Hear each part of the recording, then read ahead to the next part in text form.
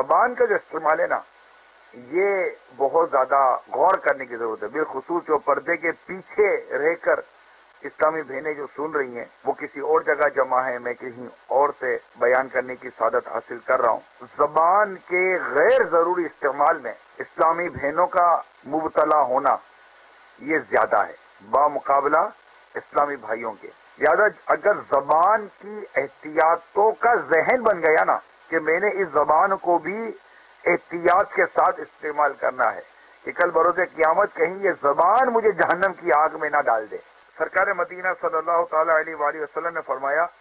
جو شخص مسلمان پر کوئی بات کہے اس سے مقصود عیب لگانا ہو، اللہ تعالیٰ اس کو پول صراط پر روکے گا جب تک اس چیز سے نہ نکلے جو اس نے کہی۔ تو کسی پر عیب لگانا یہ کتنی خطرناک بات ہوئی، یہ کیا زبان کی بے احتیاطی۔ یعنی ہمارے بزرگ مسلمانوں کی عزت کو کتنی اہمیت دیتے تھے۔ میں آپ کو بیان کروں کہ ایک بزرگ رحمت اللہ تعالی علیہ فرماتے ہیں، ہم نے اسلاف یعنی گزشتہ بزرگوں کو دیکھا کہ وہ حضرات لوگوں کی بے عزتی کرنے سے بچنے کو نماز روزے سے بڑھ کر عبادت تصور کرتے تھے، کہ زبان کا قفل مدینہ لگائے کہ زبان سے گناہ بھری گفتگو نہ کرے، دل آزاری نہ کرے، غیبت نہ کرے، چگلی نہ کرے، مسلمانوں کی بلا اجازت شرعی دل آزاری نہ کرے، ماں باپ کو تکلیف نہ پہنچائے، اگر بیوی ہے تو اپنے شوہر کا ادب کرے، اپنے شوہر کا احترام کرے، اپنے شوہر کی عزت کرے،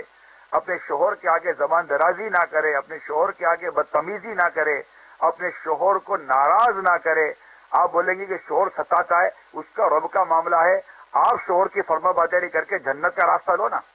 آپ کو کس نے کہا کہ اگر شوہر ستاتا ہے یا شوہر مطلب ظلم کرتا ہے یا شوہر زیادتی کرتا ہے تو آپ بدلے میں شوہر کو تکلیف پہنچائیں، شوہر کو اذیت دیں، شوہر کو آپ چار باتیں سنائیں، شوہر کو تنقید کریں، شوہر پر تانا دیں، معاذ اللہ شوہر کی غیبت کریں، شوہر سے اپنے بچوں کے ابو کی، ہمارے دعوت اسلامی میں بچوں کے ابو ہمارے، لیکن ہسبینڈ شوہر بچوں کے ابو، تو آپ اپنے بچوں کے ابو کی غیبت کریں، اپنے بچوں کے ابو کا عیب بیان کریں۔ معاذ اللہ بعض ایسی نادان اسلامی بہنیں ہوتی ہیں کہ باباؤں کے پاس چلی جاتی ہیں، بلیک بابا ہوتے ہیں، وہ کالے بابا، وہ کوئی اچھے لوگ نہیں ہوتے۔ 12ویں بھی آنے والی ہے انشاءاللہ، یکم ربیع الاول سے لے کر 12 ربیع الاول تک انشاءاللہ تعالی اسلامی بہنیں نیت کر لیں کہ اپنے گھر کو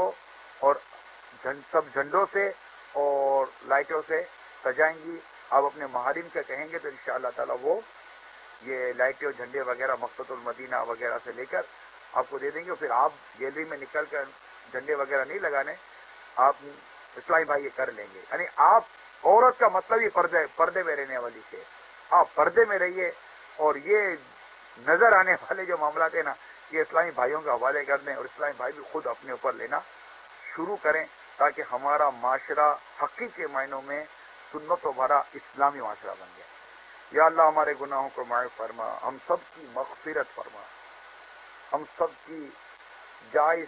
حاجتوں کو، دعاؤں پر، حاجتوں پر اپنی رحمت کی نظر فرما، ہمیں نیک بنا، متقی بنا، پرہیزگار بنا، سچا پکا عاشق رسول بنا دے، ہمارے گھروں کی پریشانیاں معاملات دور کر دے۔ یا اللہ بیماروں کو تندرستی عطا فرما، پریشان حالوں کی پریشانی دور فرما،